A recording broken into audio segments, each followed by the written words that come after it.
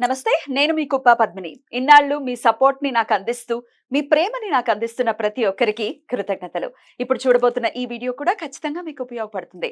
Like, share and subscribe చేసి మీ ఇష్టాన్ని అలాగే మీ సపోర్ట్‌ని నాకందించండి. అలాగే ఈ వీడియో పట్ల మీ అభిప్రాయాన్ని కామెంట్ సెక్షన్‌లో కామెంట్ చేసి నాకు తెలియజేయండి. నమస్తే. నమస్తే. Welcome to our channel. నేను పద్మిని. ప్రస్తుతంతో పాటు ప్రముఖ ఆధ్యాత్మికవేత్త, జ్యోతిష పండితులు, అమ్మవారి సేవకులు, దత్త గణపతి ఉపాసకులు మురళీధర శర్మ గారు మనతో పాటు ఉన్నారు. మాట్లాడతాం. నమస్కారం అండి.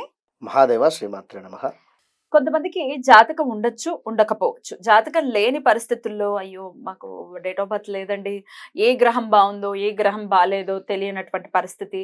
ఎవరి దగ్గరికెళ్ళినా కరెక్ట్ డేట్ ఆఫ్ బర్త్ కావాలి అని జనరల్‌గా ఆస్ట్రాలజర్స్ అడుగుతూ ఉంటారు. బట్ దెన్ ఇట్లా లేదు, ఏం చేయాలో తెలియట్లేదు. ఒకవేళ చెప్పినప్పటికీ రకరకాల పరిహారాలు చెప్పారు గానీ, అవి చేసుకునేటటువంటి స్తోమత లేదు మాకు అనేవాళ్ళు కూడా ఉంటారు. మరి ఏ గ్రహం బావుందో, ఏ గ్రహం బాలేదో అన్న కన్‌ఫ్యూజన్ ఉన్నప్పుడు టోటల్‌గా ఈ నవగ్రహాలని ద్వారానే మనం అవి పాలిస్తూ ఉన్నాయి కాబట్టి అవును. మనల్ని.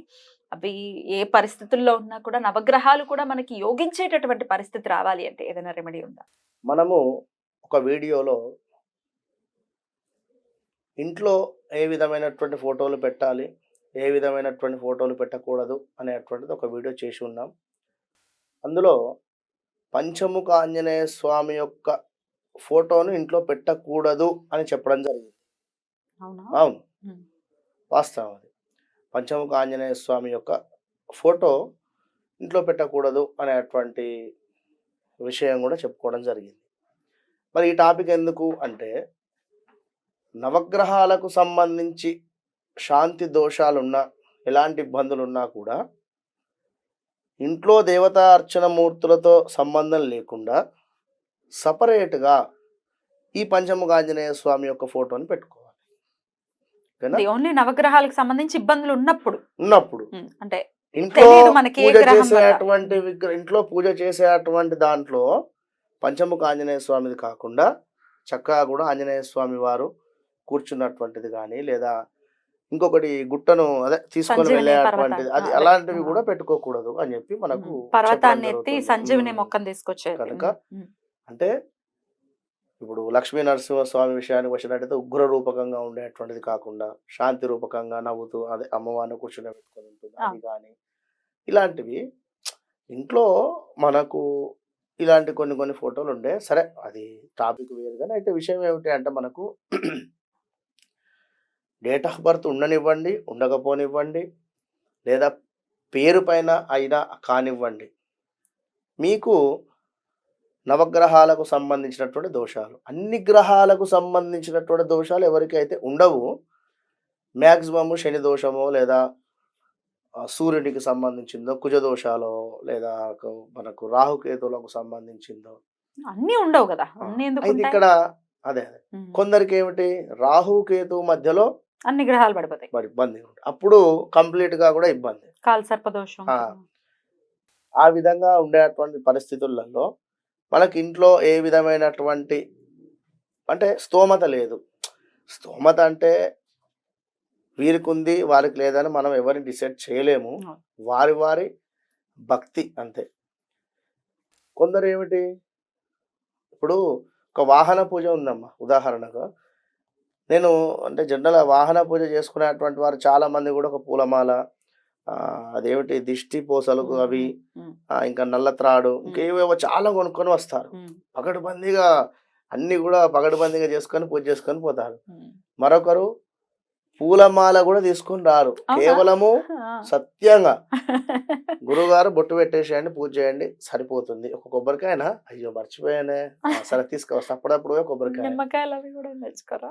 అంటే అది వారి పిసినారితనమా? లేదా అవసరం లేదు అనేటువంటి భావనను. అంటే వారి భక్తి అక్కడ. నాకీ వాహనము సహకరిస్తుంది, నాకు నమ్మకం ఉంది అనేటువంటి విషయమా? అంటే చెప్తున్న విషయం. కొందరికి వారి మీద అంటే భక్తి. ఇప్పుడు ఇక్కడ వారి మీద నమ్మకం లేదు అని కాదు. వారేవో ఇది కట్టారు, అది కట్టారని కాదు. ఒక రక్ష. అట్లా నేను చెప్పేది.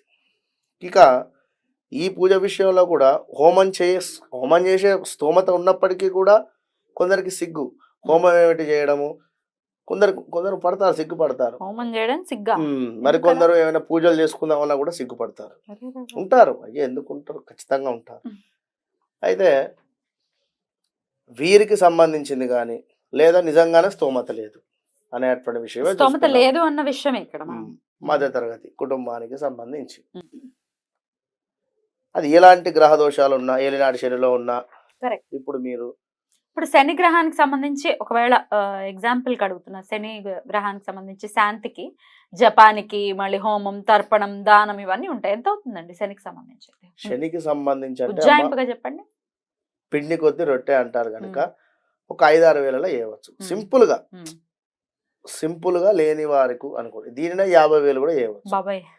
చెప్తున్నా కదమ్మా! ఆ! ఇప్పుడు నేను వాస్తవానికి ఇక అది మనకు ఫోన్ చేసేటువంటి వారు కూడా ఉన్నారు చాలామంది. ఏమైనా ఉన్నా కూడా అమ్మ మీ పరిస్థితి ఏమిటి? చేసుకుంటా అనుకుంటే అక్కడ ఎవరైనా ఉంటే చేసుకోండి. లేదా పలానా తక్కువ రేట్‌లో ఒక దగ్గర చేసుకోండి అంట. లేదా ఒక దగ్గరికి వెళ్ళండి. అంతే 3 ఆప్షన్స్‌లో మీ ఇష్టం. ఎటు కరెక్ట్. వెళ్ళినా ఒకటే ఫలితం. ఇప్పుడు అంత కూడా మనం ఇవ్వలేము. నవగ్రహాలకు సంబంధించి శాంతి జరగాలి అనంటే ఏం జేయాలి? ఇప్పుడు అందుకనే అడుగుతున్నా అదే ఇదంతా. హ్మ్. కర్కాటక రాశి హ్మ్. ఇప్పుడు ప్రెజెంట్ నడుస్తున్నటువంటి సిట్యుయేషను. ఇందులో తులా కూడా యాడ్ అవుతూ ఉన్నది. తులా కూడా బాగాలేదు గుర్తుంచుకోండి తులా రాశి వారికి. 6 అక్షరం బాలే. హ్మ్. హ్మ్. హ్మ్. అటు పిమ్మట ఇటు మనకు వృశ్చికం, మకరము, కుంభము, మీనము. మీనం. విన్నరా? వీరు మీ ఇష్టం. ప్రతిరోజు దేవాలయానికి వెళ్తున్నా అంటే వెళ్ళండి. వెళ్ళకండి అనేటువంటి విషయం కాదు. హ్మ్. అయినప్పటికీ ఇంటిలో మీరు నార్త్ ఫేసింగ్ గోడ గాని, నార్త్ ఫేసింగ్‌లో ఉండేటువంటి ప్రదేశంలో కింద ఒక స్టాండ్ మాదిరిగా గాని, లేదా ఏదైనా పెట్టేసి పంచముఖ ఆంజనేయ స్వామి యొక్క ఫోటోను పెట్టండక్కడ. పంచముఖ ఆంజనేయ స్వామి ఫోటోను ప్రతిరోజు కూడా శుభ్రపరిచి, తుడిచేసి, చక్కగా బొట్లతో అలంకరింపజేసి, స్వామివారికి మాల వేసి, ఏం మాల వేయాలి? కనకంబరం మాల వేయండి. కుదిరితే విన్నరా? మనకు రవ్వ కేసరి ప్రసాదంగా నివేదన చేయండి. హనుమాన్ చాలీసా ఉదయము 6:15 నుండి 6:45 లోపు ఒకసారి పారాయణం చేస్తే, తిరిగి ఒక రోజులో 11 సార్లు పారాయణం చేయండి. హ్మ్. 11 సార్లు పారాయణం చేయాలి అంటే, నేను చెప్పినటువంటి 6:15 నుండి 6:45 లోపు ఒకసారి గాని, 2 సార్లు గాని పారాయణం చేయండి. ఒక అరగంట, 1 అవర్ గ్యాప్ తీసుకోండి. మళ్ళీ 2 సార్లు చేయండి. ఇట్లా డే మొత్తంలో డే మొత్తం మీద 11 సార్లు అయిపోవాలి. 11 సార్లు చదవండి. చాలా ఈజీగానే అయిపోతుంది. 11 సార్లు చదవండి. ఇప్పుడు ఆఫీసుల్లో ఉన్నామండి అన్నప్పుడు ఎట్లా మరి? చదువుకోవాలి. హ్మ్. ఎట్లనో వారి వారి ఆ ఒక్కసారే కూర్చొని బూట్లిప్పేయడం, చదువుకోండి. బూట్లిప్పేసి చక్కగా చదువుకోవడం. లేదు ఇంట్లోనే ఒకసారి చదువుకోండి. ఆ! ఒకటేసారి 11 టైమ్స్ 11 చదవాలి. సార్లు చదివేటువంటి అలా. విధంగా టైం అడ్జస్ట్‌మెంట్ చేసుకొని కూర్చోండి. రైట్. ఎంతలో అయిపోతే తొందరనే అయిపోతుంది. తొందరగానే అయిపోతుంది. హ్మ్. 11 టైమ్స్ 11 డేస్ ఈ యొక్క పంచముఖ ఆంజనేయ స్వామి ముందు రెడ్ కలర్ క్లాత్ వేసుకొని కూర్చోండి. హ్మ్. రెడ్ కలర్ క్లాత్ వేసుకొని కూర్చొని దీపారాధన చేసుకొని చక్కగా ఆంజనేయ స్వామి వారు అక్కడ ఉన్నారు అనుకొని భావన చేసుకుంటూ హ్మ్. మంచిగా భజన రూపకంగా చిన్నగా ఈ విధంగా చేసుకుంటూ మంచిగా పారాయణం చేసుకోండి. 11వ రోజే మీరు శుభవార్తన, మీకు అనుకున్నటువంటి పనా, అసలు ఎలాంటి వాస్తు దోషం గానివ్వండి, లేదా ఏదైనా. ఏదైనా కూడా అద్భుతమైనటువంటి ఫలితం ఉంటుంది. ఇంటిలో ఒక వైబ్రేషన్ అనేటువంటిది జనరేట్ అయితుంది. 100% కూడా. బ్యూటిఫుల్. అంతే. బ్యూటిఫుల్. ఖచ్చితంగా. ఖచ్చితంగా. చాలా చక్కటి విషయాన్ని అంటే నిజమా? ప్రత్యామ్నాయం ఎలా అంటే డబ్బులిప్పుడు ఖర్చు చేసే పరిస్థితి లేదండి. ఏ గ్రహం బాలేదో తెలీదండి అనుకునే వాళ్ళకి చాలా బాగా మీరు అవును. చెప్పినటువంటి ఎందుకంటే రావణాసురుడికి 10 తలలు ఉంటవి. ఉండవని కాదు గానీ తనకున్నటువంటి 9 తలలు మట్టు పెట్టడానికి ఏ విధంగానైతే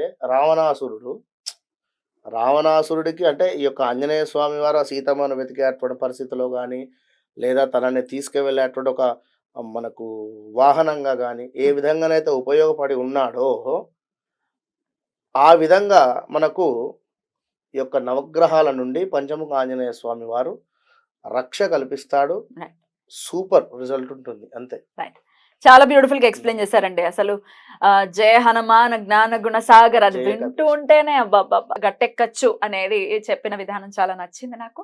thank you so very much అండి. నమస్తే. మహాదేవ.